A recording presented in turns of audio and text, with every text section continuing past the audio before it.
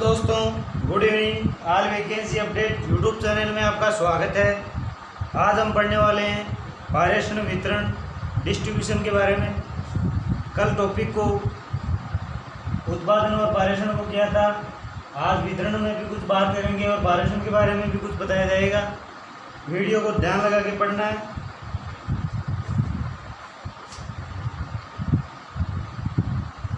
बात करते हैं पारेषण के जो आरेख चित्र होता है वो किस प्रकार होता है। देखो, याद करने के लिए चित्र बना रहा हूँ, चित्र ऐसे देख लेना।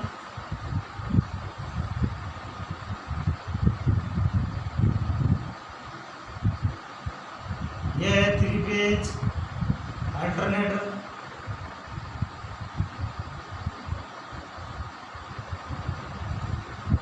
यहाँ से मेन फिल्टर निकलता है।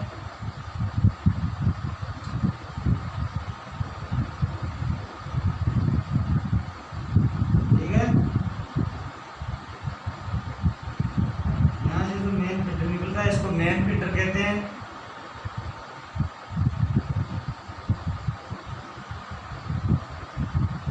मेन फीडर होता है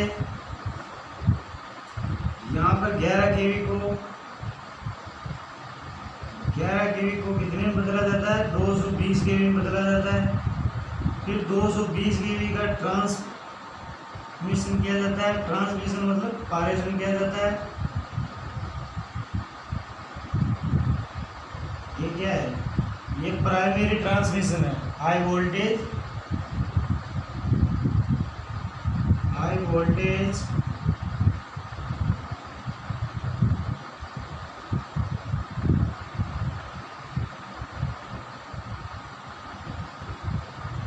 प्राइमरी ट्रांसमिशन,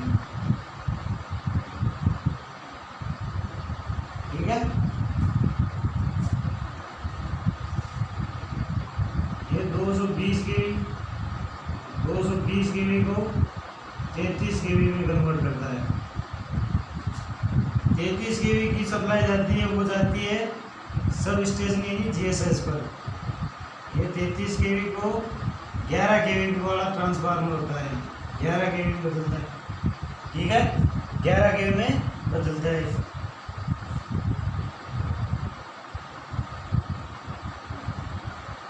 ये 11 केवी का सब स्टेशन है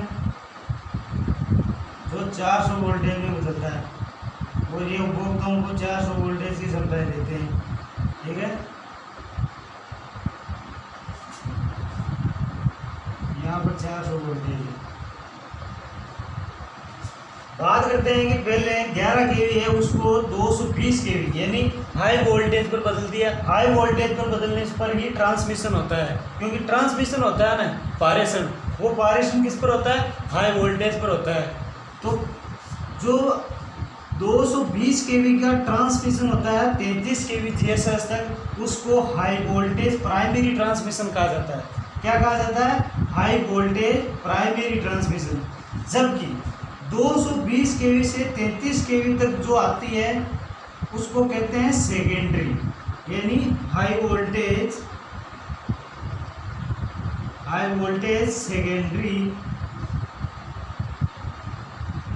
सेकेंडरी ट्रांसमिशन, ठीक है। ये क्या है?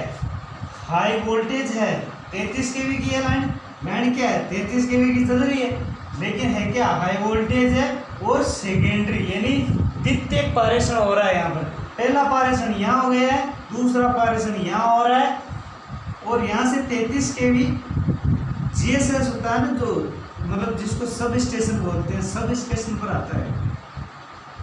ये आता है सब स्टेशन, यानी 33 केवी के सब स्टेशन पर आती है ये सप्लाई।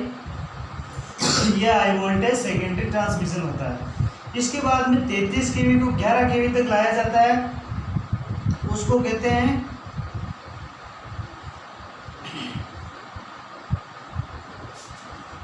प्राइमरी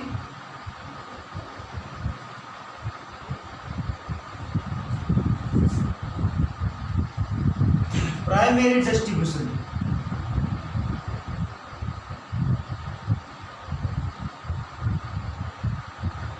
प्राइमरी डिस्ट्रीब्यूशन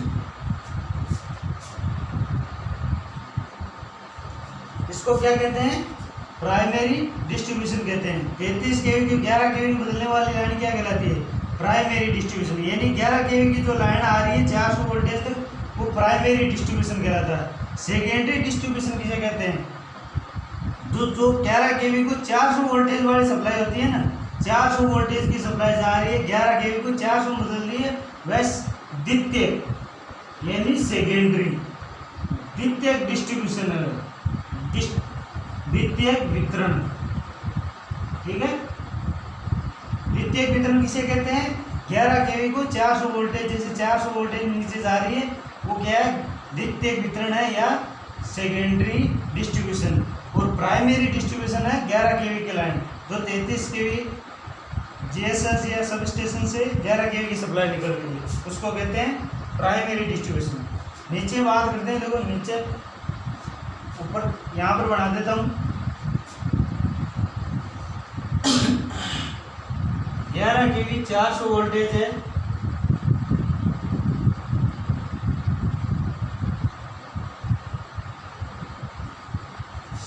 इसको कहते हैं सेकेंडरी यानी द्वितीयक। द्वितीयक डिस्ट्रीब्यूशन कहते हैं वितरण। द्वितीयक यानी सेकेंडरी डिस्ट्रीब्यूशन हो रहा है यहाँ पर। 400 वोल्टेज की जो सप्लाई चल रही है, ये क्या है, 400 वोल्टेज आगे, यहाँ पर 400 वोल्टेज आगे इनको उपभोक्ताओं को दिया जाता है। जैसे उपभोक्ताओं को दे दिया, ठीक है, उपभोक्ताओं तक तो सप्लाई पहुँचती है, वह सर्विस लाइन कहलाती है। मेन सर्विस लाइन किसे कहते हैं, मेन सर्विस लाइन वो लाइन होती है जो हमारे उपभोक्ताओं तक, घर तक जो लाइन पहुंचती है ना, घर को सप्लाई दी जाती है। 400 वोल्टेज को या तो 230 केवी में या 220 केवी में, 220 वोल्टेज, केवी नहीं होता, सॉरी वोल्टेज होता है। केवी का मतलब तो किलो वोल्ट होता था, हाई वोल्टेज होता था, जो यहाँ पर हो गया है। यहाँ पर वोल्टेज होते हैं कितने, 230 केवी, 30 वोल्टेज होते हैं, ठीक है। 400 को बदल के उपभोक्ताओं को दिया जाता है, इसको सेकेंडरी डिस्ट्रीब्यूशन कहते हैं। समझ में आ गया ना। मेन फीडर होता है, मेन फीडर लाइन किसको कहते हैं, मेन फीडर तो ये है जो उत्पादन होता है, जहाँ से 3 फेज अल्टरनेटर है 11,000 वाला, 11,000 उत्पादन होती है बिजली का, वो जो 220 केवी तक आता है उसको तो फीडर कहते हैं। और 220 केवी जो जीएसएस होता है या सब स्टेशन होता है 33 केवी का, जीएसएस भी हो सकते हैं, जीएसएस पर भी आती है सप्लाई, या सब स्टेशन पर 33 केवी पर आती है, उसको हाई वोल्टेज प्राइमरी ट्रांसमिशन कहते हैं इसको, ठीक है, जो 220 केवी की लाइन चलती है। इसके बाद में आती है 33 केवी की, तो इसको कहते हैं हाई वोल्टेज सेकेंडरी ट्रांसमिशन। 33 केवी से 11 केवी तक आती है, उसको प्राइमरी डिस्ट्रीब्यूशन, जबकि 11 केवी से 400 वोल्टेज तक आती है, उसको द्वितीयक वितरण या सेकेंडरी डिस्ट्रीब्यूशन लाइन कहते हैं, ठीक है। उपभोक्ताओं को दी जाती है, उसको मेन सर्विस लाइन कहते हैं, ठीक है। ये इसका मतलब उत्पादन से पारेषण तक आरेख चित्र है, तो आपको समझा दिया है। आगे बात करते हैं हाई वोल्टेज पर पारेषण क्यों किया जाता है, हाई वोल्टेज पर पारेषण क्यों किया जाता है। उच्च वोल्टेज पर पारेषण के लाभ, हाई वोल्टेज यानी 220 केवी, जब हम पारेषण करते हैं तो 220 केवी या 440 केवी पर ही करते हैं। तो ये 220 या 440 पर क्यों करते हैं, इसके लाभ क्या क्या है वो देखना। बात करते हैं लाभ कौन कौन से। पहला लाभ देखो, पहला लाभ है धातु की पारेषण लाइनों में धातु की बचत, धातु की बचत, ठीक है। दूसरा लाभ है पारेषण लाइन में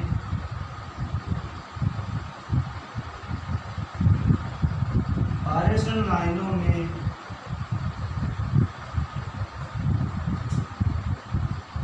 शक्ति अपव्यय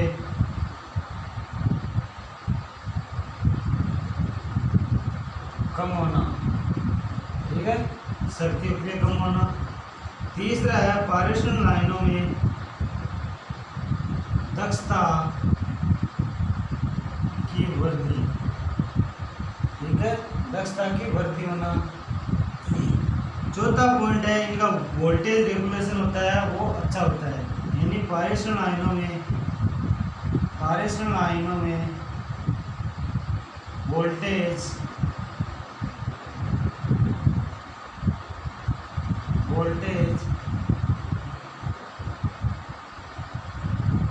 रेगुलेशन अच्छा या अधिक भी बोल सकते हैं, अधिक अच्छा होना, अच्छा ही लिख सकते हैं, वोल्टेज रेगुलेशन अच्छा होना, ठीक है। ये लाभ होते हैं, मतलब क्या क्या लाभ है कि भाई देखो पारेषण लाइनों में धातु की बचत, पारेषण लाइनों में जो शक्ति अपव्यय होता है पावर लॉसेस, यानी पावर लॉस होती है। पावर लॉस क्या होती है, देखो पावर लॉस होती है वो P बराबर होती है I²R, ठीक है। I²R देखो I बराबर क्या होता है विपटार, I बराबर क्या होता है P बराबर IR होता है, ठीक है। तो इसी प्रकार देखो P बराबर I²R होगा, मतलब I²R कम करने के लिए क्या किया जाता है, पारेषण लाइनों में हाई वोल्टेज यानी 220 के ऊपर ही ट्रांसमिशन किया जाता है। क्यों किया जाता है, क्योंकि जो पावर लॉस होते हैं, पावर लॉस यानी पावर हानि होती है I²R, इसको कम करने के लिए, ठीक है। जैसे मान लो भाई वोल्टेज का मान ज़्यादा होगा, वोल्टेज का मान ज़्यादा होने पर धारा क्या होगी, धारा भी ज़्यादा होगी, क्योंकि V समानुपाती होता है I के, ठीक है, सूत्र के हिसाब से। तो वोल्टेज का मान ज़्यादा होगा तो धारा का मान भी ज़्यादा होगा, तो पावर लॉस होता है वो भी ज़्यादा होगा। तो उस पावर लॉस को मान को कम करने के लिए क्या किया जाता है कि हाई वोल्टेज यानी उच्च वोल्टेज पर पारेषण किया जाता है, ठीक है।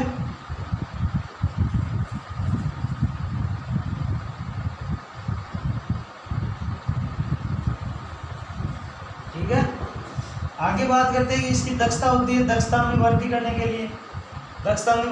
के लिए हाई वोल्टेज पर ट्रांसमिशन किया जाता है। तीसरी चीज़ है कि वोल्टेज रेगुलेशन होता है। वोल्टेज रेगुलेशन आपको बताया हुआ है कि VNL माइनस VFL बटे VFL इंटू 100, ये वोल्टेज रेगुलेशन का सूत्र होता है। यानी नो लोड पर वोल्टेज और फुल लोड पर वोल्टेज दोनों का अंतर बटे हुए फुल लोड वोल्टेज, ठीक है, दोनों का अंतर बटे हुए फुल लोड का वोल्टेज इंटू 100। तो वोल्टेज रेगुलेशन होता है ये अच्छा रहता है, इसलिए हाई वोल्टेज पर ट्रांसमिशन किया जाता है या पारेषण किया जाता है, ठीक है।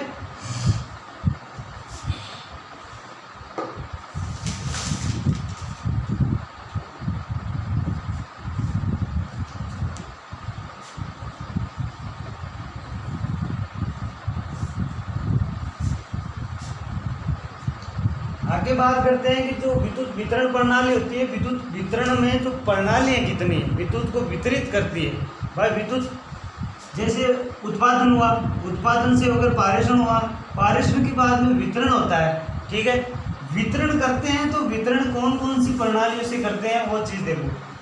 वितरण करने की 3 प्रणालियाँ हैं, वितरण की 3 प्रणालियाँ हैं। 3 प्रणालियाँ कौन कौन सी है वो देखो। पहली प्रणाली है वो है रेडियल, ठीक है, कौन सी है, रेडियल।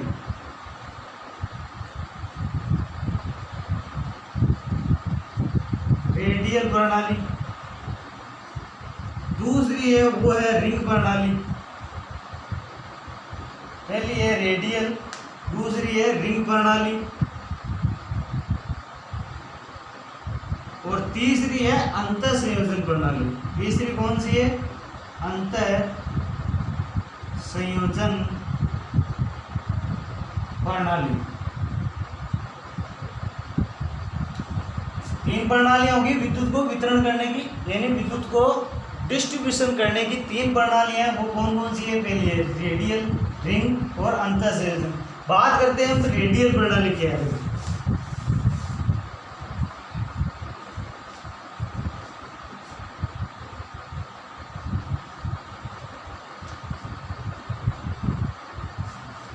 रेडियल प्रणाली में क्या होता है, अलग अलग जो महानगर होते हैं ना, जो महानगर होते हैं, महानगरों को सब स्टेशन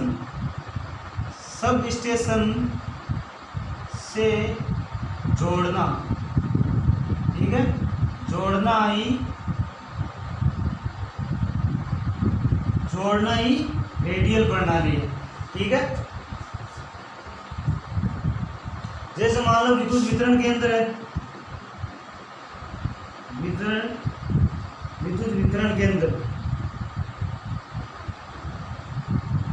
विद्युत वितरण केंद्र को क्या होता है, उनको सप्लाई देना है, क्या है, उनको आपस में जोड़ना रेडियल प्रणाली है, ठीक है।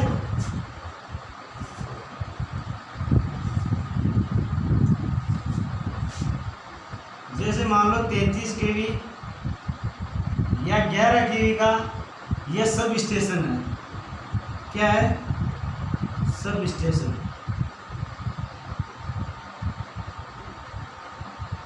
ठीक है, इससे सप्लाई देना है,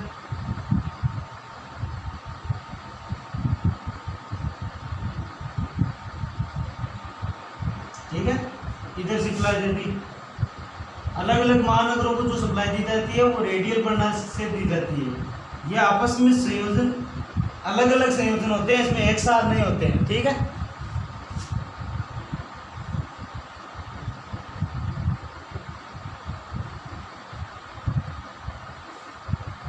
अब देखो, जैसे 33 kV या 11 kV का सब स्टेशन है, 11 kV की सप्लाई आई, 11 kV की वो क्या है, जैसे इस स्टेशन पर आगे, सब स्टेशन पर आगे 11 kV वाले को, यहाँ से क्या होगा, जो 400 kV की सप्लाई निकल रही है, इधर निकल जाएगी, इधर निकल जाएगी और इधर चली जाएगी। ये छोटे छोटे गांव होते हैं ना, ये गाँव में चली जाती है सप्लाई, ठीक है, ये गांव होते हैं, गाँव में इस प्रकार सप्लाई चलाई जाती है।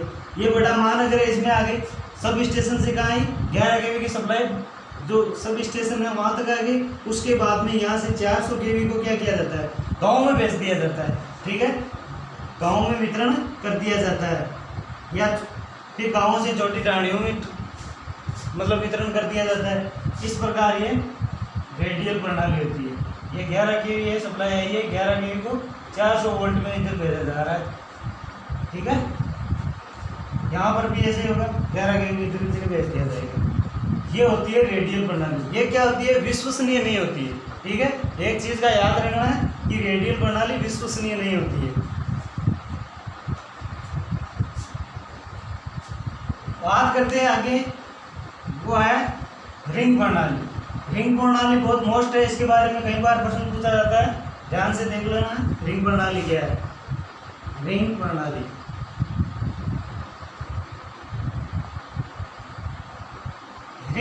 क्या है, देखो,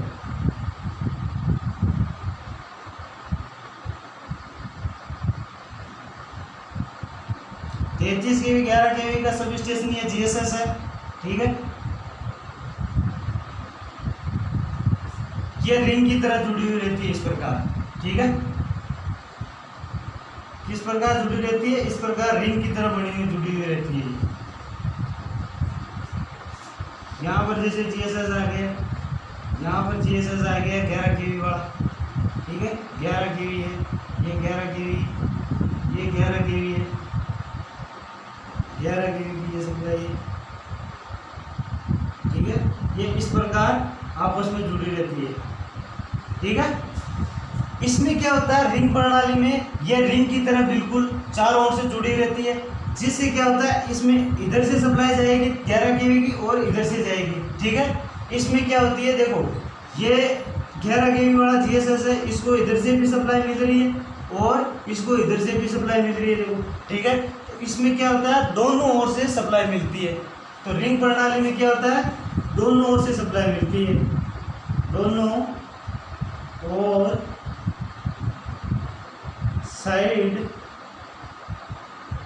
साइड से सप्लाई दी जाती है, ठीक है। इसमें दोनों ओर से, रिंग प्रणाली में क्या होता है, दोनों ओर से सप्लाई दी जाती है। भाई इसको इधर से सप्लाई मिल रही है और इसको इधर से भी सप्लाई मिल रही है, दोनों ओर से सप्लाई दे रहे हैं देखो, और आपस में जुड़े होने के कारण दोनों ओर से इधर से भी सप्लाई जाएगी और यहाँ से यहाँ जाएगी और यहाँ से इधर से और आ जाएगी सप्लाई, ठीक है। तो इसमें दोनों ओर से सप्लाई मिलती है, यह रिंग प्रणाली होती है, ठीक है। यह अधिक विश्वसनीय है। ये क्या है, विश्वसनीय है। ये प्रश्न पूछा भी गया है और भी पूछ सकते हैं, याद रखना है, यह अधिक विश्वसनीय है, ठीक है। अधिक विश्वसनीय कौन सी प्रणाली है, वो है रिंग प्रणाली 2 नंबर की, ठीक है।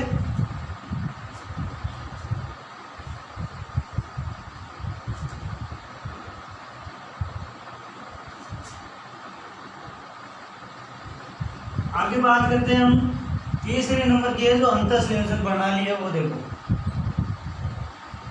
चित्र से याद कर लेना अच्छी तरह से, चित्र से याद होंगे, ऐसे रटने से याद नहीं होने वाले हैं। तीसरी चीज है अंतर संयोजन, अंतर संयोजन प्रणाली। अंतर संयोजन में देखो क्या होता है, ये इस प्रणाली को ग्रिड प्रणाली भी कहते हैं, ये याद कर लेना है, प्रश्न पूछा गया है एग्जाम में। ग्रिड प्रणाली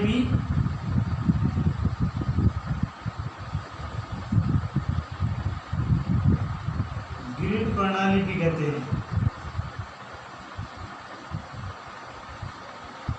ठीक है। ये क्या होती है, देखो एक राज्य से दूसरे राज्य को आपस में सप्लाई से जोड़ना ही अंतर संयोजन प्रणाली है, ठीक है। जैसे मान लो ये 132 या 220 केवी का जीएसएस है, ठीक है। ये कौन सा जीएसएस है, जैसे मान लो राजस्थान का है, किसका है, राजस्थान का। अब इस जो जीएसएस है, इस जीएसएस को दूसरे राज्य, यानी जैसे मान लो ये एमपी का जीएसएस है 132 केवी या 220 केवी जीएसएस। जीएसएस का पूरा नाम देखो याद कर लेना आपको, जीएसएस का पूरा नाम होता है ग्रिड सब स्टेशन, ठीक है। ग्रिड सब स्टेशन होता है, इसका पूरा नाम क्या होता है, ग्रिड सब स्टेशन होता है, याद कर लेना, परीक्षा में पूछा गया है और भी आ सकता है। एमपी वाला जीएसएस है, इसको जोड़ दिया। इसके बाद में जैसे मान लो ये यूपी का है, यहाँ पर यूपी का जीएसएस है, वो कितना है 132 केवी या 220 केवी का जीएसएस है, ठीक है। इसको जोड़ दिया। इसके बाद में किसको जोड़ दिया, गुजरात वाले को जोड़ दिया, ये गुजरात का जीएसएस है, गुजरात का जीएसएस। इसको आपस में ऐसे जोड़ना क्या कहलाता है, अंतर संयोजन प्रणाली होती है, जो दूसरे राज्यों के जो जीएसएस है उनसे सप्लाई लेना व देना दोनों कार्य करते हैं। ये संयोजन कैसे करता है, देखो जैसे मान लो हमारे राजस्थान है, हमारे राजस्थान में क्या हो रही है, 1200 मेगावाट की विद्युत सप्लाई उत्पन्न हो रही है, ठीक है। 1200 मेगावाट की सप्लाई उत्पन्न हो रही है और हमारे को चाहिए कितनी, 1500 मेगावाट चाहिए, 1500 मेगावाट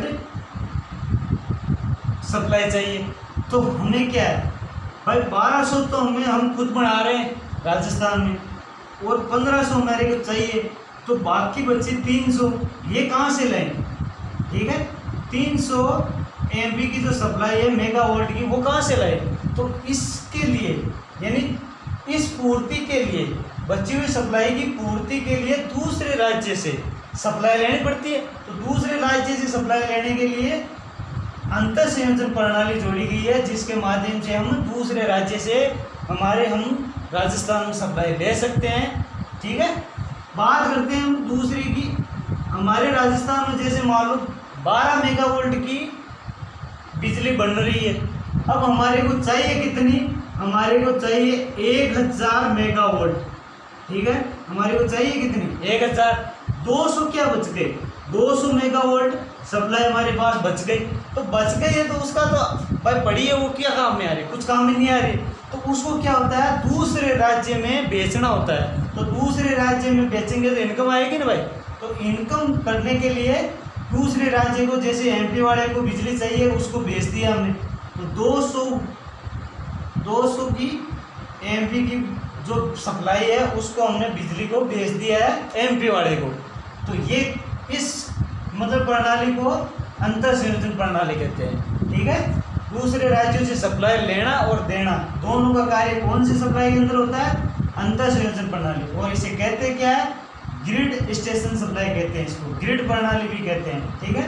जीएसएस प्रणाली भी कहते हैं इसको, ग्रिड सब स्टेशन प्रणाली, ठीक है। दोस्तों आज के लिए बस इतना ही। वीडियो अगर अच्छी लगे तो लाइक करो, शेयर करो, शेयर करने में कंजूसाई मत करो, ठीक है।